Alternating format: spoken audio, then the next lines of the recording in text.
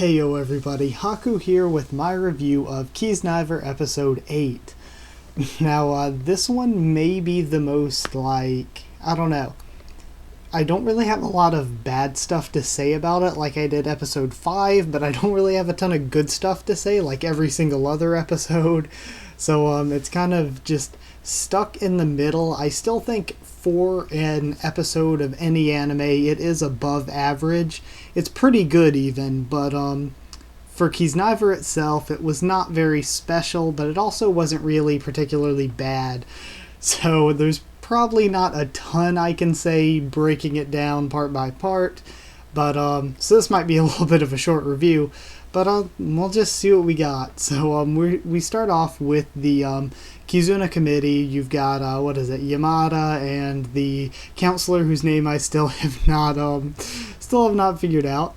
Of course I know I've heard it, I just have not committed it to memory. And Sonozaki, of course, and they're watching what happened with everybody last time, and we find out that everyone has gathered together, and then they get kidnapped again, of course. Then they're given this sort of history lesson of the city and of the Kiznaiver by Yamada, and during this history lesson we find out a bit more about how the city was founded, but that wasn't super important. The more important stuff is we found out that they tested on animals first, and then it was more difficult testing on humans, but it was slightly easier to test on kids, so they did test on children. And even beyond that, we get some more hints through that Katsuhira and Sonozaki were two of those children, and they were the children, I guess, of the researchers there. So I think Katsuhira kind of put that together throughout this episode, and it made the dreams and stuff that we've been seeing make more sense. And then I guess leading into episode 9, things will fill out even more. From the end of this episode, it looks like we're going to get some nice reveals, but the next part, Yamada leaves, the Gomerin come in for the attack, and also we find out during the history lesson or whatever, that they found that it's very difficult to connect positive emotions, but way easier to connect negative ones, and beyond that, even easier to connect pain, because pain is sort of the basis of negative emotions. So there was a lot of I can't think of a good word for it. Just a lot of backstory and explanation throughout this episode. And then we get into the Gomerin coming in to attack and everything, and it's a setup to split them apart. Their mission is to wait and go home safely after the typhoon. Well, it's all just a setup really to get them separated into groups and to sort of form romantic feelings between them. And I don't know, I think it didn't work well for them. I mean, of course they pair up Yuta and Maki. I still say no to Yuta and Maki. Yuta has all those other girls, and Maki is she's still in love with Dead Girl. So I still say no to that. I don't really care about the pairings though, and I think that's why the romance stuff isn't very good here. Now don't get me wrong, it's not like most anime romance where it's just really bad and cheesy. This is more like I don't care about it. It's not that it's bad and cheesy, I just don't care. They haven't built any special connection to really care between them, except maybe I do care that I would rather have Katsuhira go to Sonozaki and would rather have Tenga go to Chidori. But those are just personal things. I think there's actually stuff built between them, like the stuff they threw in with Tenga and Nico. There was if anything, I saw Nico around Hisomu more, showing interest in Hisomu more, so it was really weird that they just said, Tenga, and they just sort of pulled it out of their ass. I mean, there's a little bit here and there, but I don't know, it seems like there was a logical jump there that still, I guess in the end I'm talking about it, but I would have preferred them to do anything else with this episode. I really didn't care at all about the romance stuff. So that's one. I think that's the weak part of Kiznaiver for me right now is whenever they focus on the romantic stuff, I don't care about it. It's like not been built into something I care about. I care about sort of the deep backstory stuff, the connecting, the friendship stuff. That works really well. Even some of the more adventure-y kind of things they do work out better. But when it comes to the romance stuff, it just...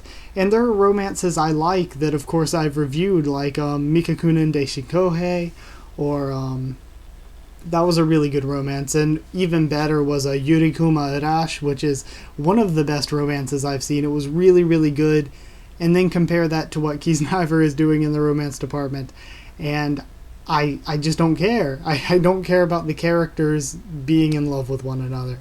I would much rather see the friendship stuff. I feel like that's got more impact to it, given that they don't have friends or didn't have friends before this. I think the friendship stuff is a lot more interesting than the romance stuff. And I don't know, this episode focused on the romance stuff. So, like I said, it wasn't bad. It just wasn't good. I didn't really care that much about it. So I've got to say that during all of this, Hisomu and Sonozaki both had really funny scenes to me where Sonozaki said, Katsuhira, he's in love with me, of course.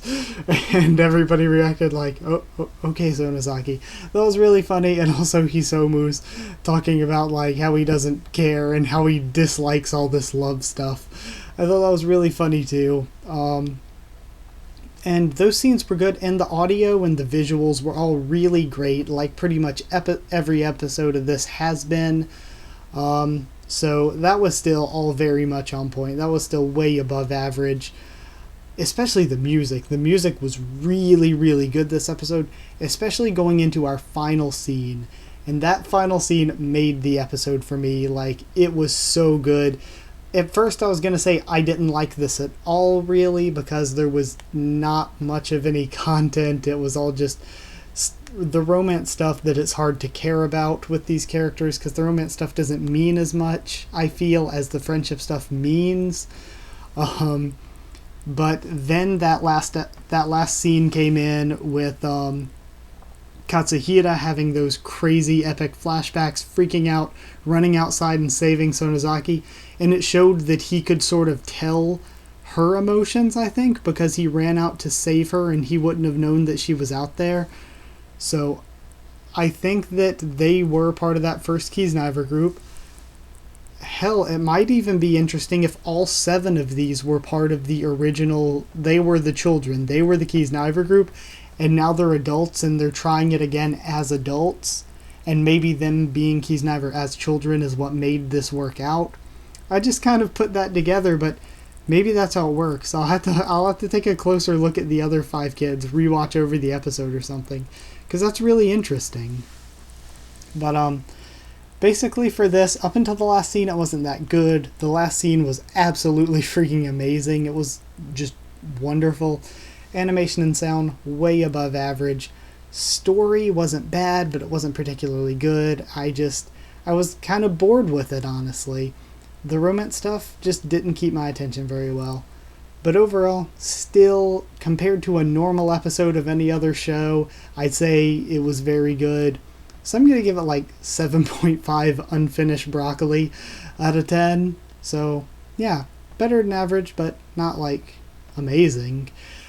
Pretty good. So, anyway, I'll be back for next week's Kiznaiver review. So until then, like if you liked this one. Subscribe for more Kiznaiver, One Piece, Walking Dead, and a lot more. Tower of God, of course, in there as well. Comment down there, tell me what you thought of the episode and what you thought of my thoughts on it. What are you guys all thinking about this romance stuff? Because, like, a part of me cares a little bit about it. There's just a lot of other things I'd rather see them be doing right now. Follow on Twitter as well if you want updates on when I'm posting stuff or pushing stuff back. And that's it for this week. Thank you once again for watching, and I'll see you all next time.